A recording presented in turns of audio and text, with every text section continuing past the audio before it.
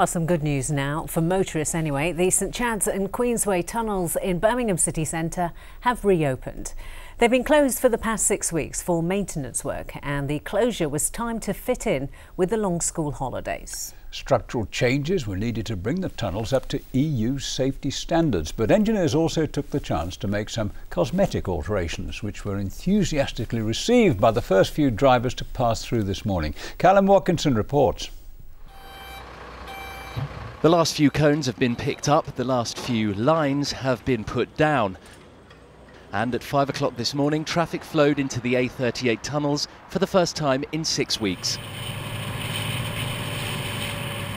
A new road surface, a coat of paint and European safety standard fireproofing have brought the 40-year-old tunnels up to date.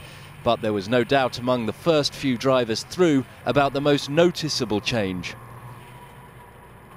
The lights look very nice in there, because usually when you go through there it's usually a bit dark and dull. It's alright. There's more light in it now, and it's not distracting either. It feels really fresh, feels a lot better than before where it was a lot darker, a bit dirty, but it's done a great job. Where concrete arches once linked the two bores, solid walls now divide them, with safety doors at intervals to provide emergency access. The plan was to rush through the work within the school holidays, when traffic was at its lowest, and round-the-clock shift work was the only way to go.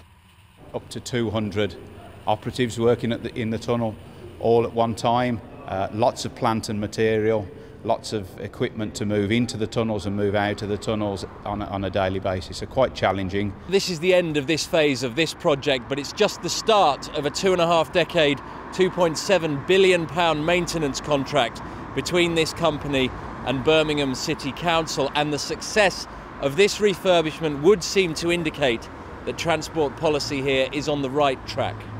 We're 3 years into our contract with Amy. This is obviously the major bit of work and one of the most major bit of works they've done for us.